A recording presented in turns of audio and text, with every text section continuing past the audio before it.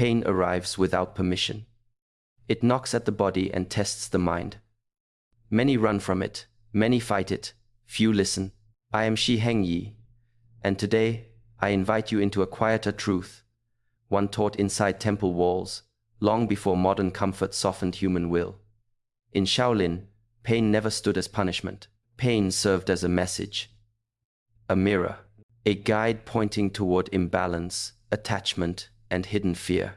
In this video, you will learn how Shaolin monks relate to pain without panic or resistance. You will learn why endurance grows from awareness, not force. You will learn how breath steadies the nervous system under pressure. You will learn why stillness trains strength before movement ever begins. These teachings rarely appear in public lessons, yet they shape the calm presence people sense long before fists move or muscles tense. There exists a moment during training when the legs shake, the lungs burn, and the mind begs for escape. In that moment, monks neither suppress sensation nor surrender to it. Attention narrows, breathing slows, pain loses its authority. This skill does not belong only to monks. It belongs to anyone willing to study their inner reactions with honesty and patience. Stay until the end, because the final principle changes how pain feels forever. It turns discomfort from an enemy into a teacher. It shows how composure under pressure becomes a form of freedom. Not freedom from sensation, but freedom from control. Welcome to Shaolin Soulrise. This channel explores ancient wisdom, inner discipline, and self-mastery for modern life. I invite you to subscribe and walk this path together. Pain does not begin where most people think it does. I am Shi Heng Yi, and inside the Shaolin tradition, we learn early that the body speaks in sensation, while the mind decides whether that message becomes suffering. Sensation is simple: heat, pressure, tension, fatigue. These arise naturally. Suffering begins only when the mind reacts with fear, judgment, or resistance. This difference may appear subtle, yet it changes everything. During long hours of training, the body reaches moments of intense discomfort. Muscles tremble, breath shortens. The instinct is to label the experience as bad, unbearable, or dangerous. The moment the mind creates this story, pain multiplies. The sensation itself has not changed, only the meaning assigned to it has grown heavier. Through meditation and disciplined practice, monks learn to notice this process in real time. There was a lesson passed quietly from teacher to student. When pain arises, do not ask how long it will last. Do not imagine what happens if it increases. Return to what is actually present: a pulse, a tightness, a wave that rises and falls. When the mind stops traveling into the future or rewriting the moment with fear, pain loses its sharp edge. It becomes specific, contained, and workable. Anticipation often hurts more than the sensation itself. The thought of pain arriving tightens the body before anything occurs. Judgment adds another layer, telling the mind that something is wrong, unfair, or threatening. These layers exhaust the nervous system. When they are removed, energy returns. Breathing deepens. The body adapts. Shaolin training does not eliminate sensation. It removes unnecessary suffering. When the mind no longer argues with what is present, strength appears naturally. Pain remains, but it no longer controls behavior or attention. The body endures. The mind stays clear. This clarity is cultivated patiently, breath by breath, moment by moment, until calm becomes stronger than discomfort. Breath becomes the quiet bridge between chaos and control. When pain appears, it is rarely the sensation that overwhelms first. It is the sudden loss of inner order. The breath shortens, the chest tightens, the mind rushes forward, searching for escape. Ancient training noticed this pattern long ago and placed breath at the center of endurance, not as a technique, but as a foundation. Slow, deep breathing sends a clear signal through the body. There is no immediate danger. The nervous system begins to settle. Muscles soften just enough to prevent panic from locking them into resistance. Pain may still be present, yet it no longer spreads unchecked. Each breath becomes an anchor, returning attention to something stable when everything else feels uncertain. In training halls, breath is often the first discipline taught and the last mastered. When posture weakens and strength fades, breath remains. By following it calmly, attention stops scattering across fear, memory, and anticipation. Awareness narrows to the present moment. Pain does not disappear, but it becomes localized, less threatening, and more manageable. Ancient teachers observed that pain expands when awareness collapses. When the mind loses its center, sensation floods every corner of attention. Breath gathers that attention back into a single point. With each slow inhale and measured exhale, the mind regains structure. The body follows.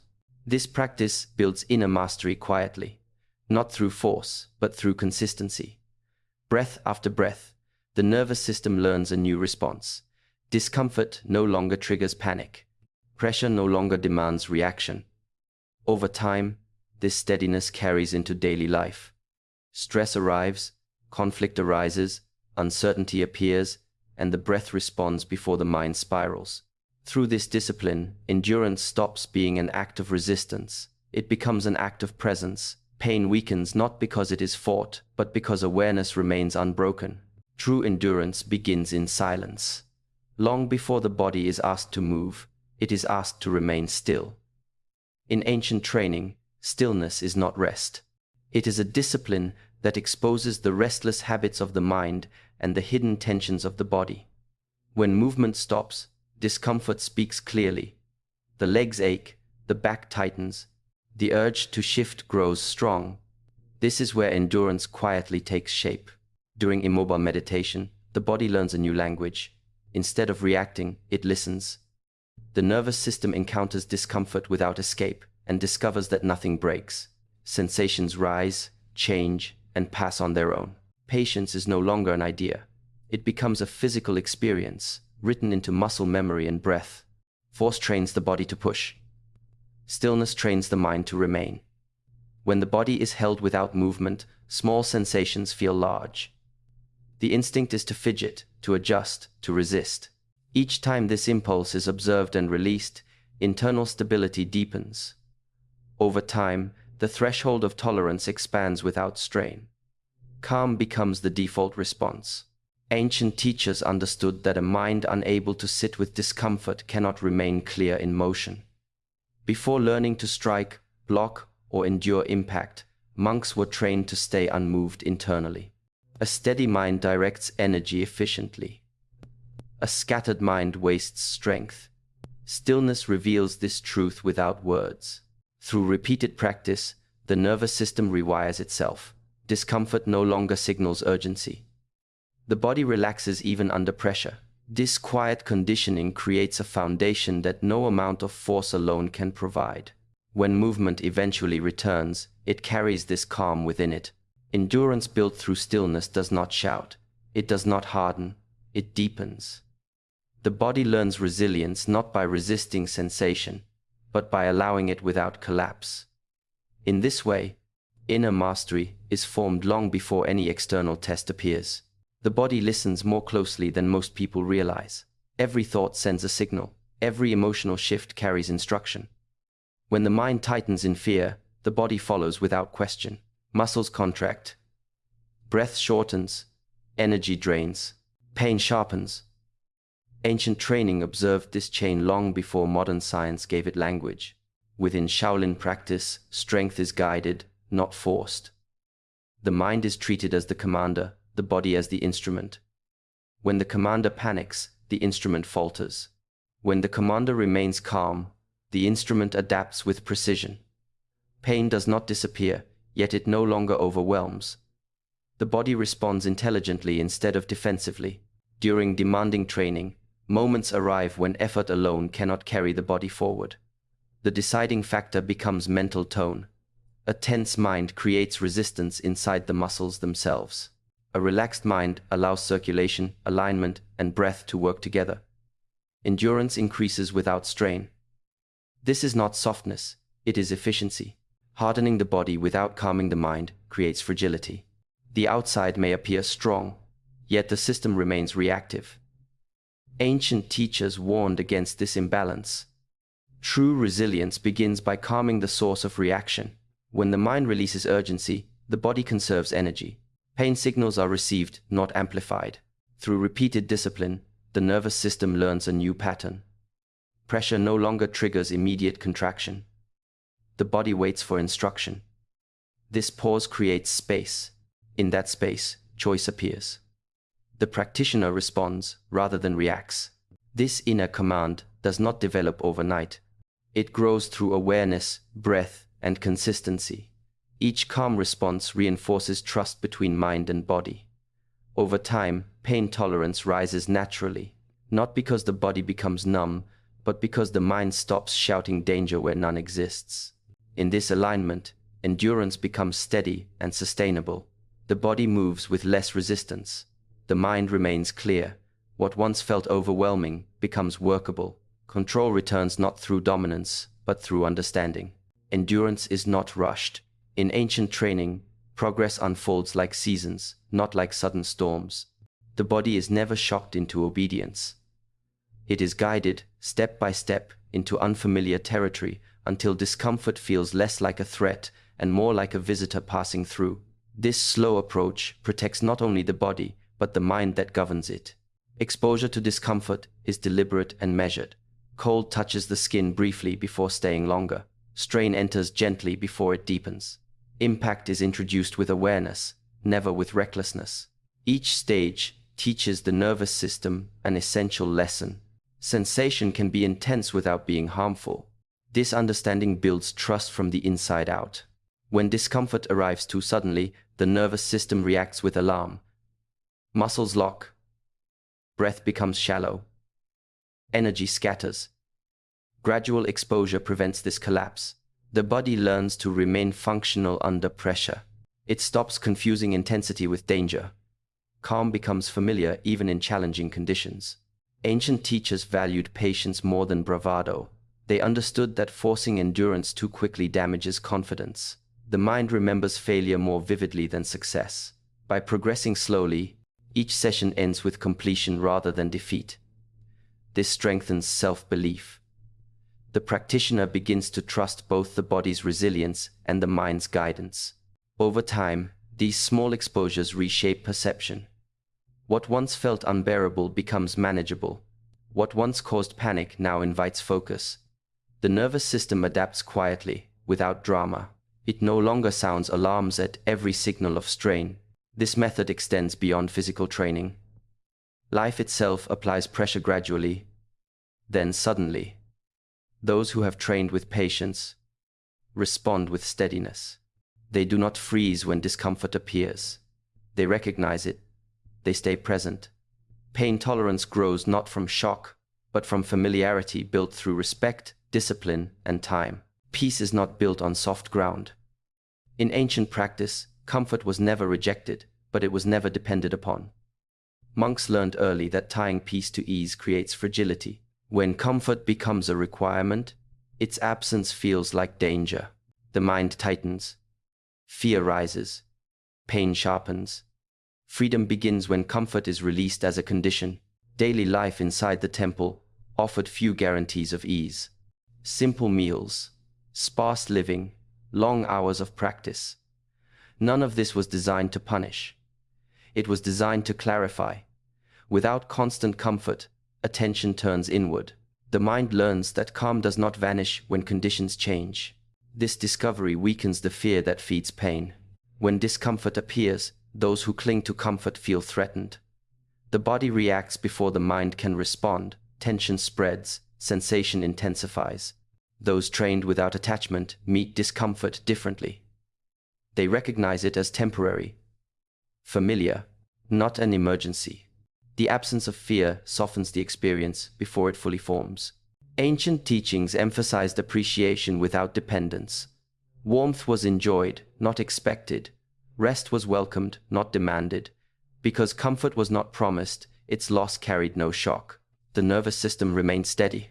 Pain signals arrived without being amplified by panic. This mental freedom creates resilience. When comfort is optional, endurance increases naturally. The mind does not waste energy resisting conditions it cannot control. Instead, it adapts. Breath steadies. Muscles relax just enough to conserve strength. Pain becomes a sensation, not a threat to identity or safety. Over time, this relationship reshapes daily life. Stressful situations lose their edge. Uncertainty feels less hostile. The practitioner moves through discomfort with quiet confidence, not because pain is gone, but because fear no longer magnifies it. In this way, non-attachment becomes protection. Comfort remains a gift, not a crutch. And peace, once independent of conditions, becomes unshakable. When discomfort appears, the modern habit is to look away. Attention escapes into noise, movement, or thought. Distraction promises relief, yet it quietly weakens the ability to face what is present. Ancient practice chose a different direction. Instead of fleeing sensation, monks were trained to approach it with steadiness and respect. Moving closer to pain does not mean indulging it. It means observing without reaction. Sensation is studied as it is, not as the mind fears it might become. Texture is noticed, sharp or dull, tight or pulsing. Rhythm is felt, rising, falling, shifting. Intensity is acknowledged without judgment. This precise attention dissolves exaggeration. Pain often feels overwhelming because it is imagined as solid and permanent. Presence reveals its true nature. Sensation is fluid. It changes moment by moment. When watched calmly, it loses its grip. The mind stops feeding it with fear and anticipation. Awareness becomes a steady light. And pain, once exposed, begins to soften. Ancient teachers understood that avoidance strengthens what is avoided. The mind learns to panic at the first signal of discomfort. Presence reverses this conditioning. Each time pain is met directly and nothing breaks, trust deepens. The nervous system relaxes. The body stops bracing for catastrophe. This practice requires discipline. The urge to escape arises quickly. Staying with sensation demands patience and honesty. Yet within that still attention, a shift occurs. Pain no longer commands behavior. It becomes an experience passing through awareness, not an identity or a threat. Over time, this calm observation reshapes perception. Challenges in daily life are met the same way. Pressure is noticed, not resisted. Stress is felt, not dramatized. The illusion of endless suffering dissolves. What remains is clarity. Most pain does not need to be defeated. It needs to be understood.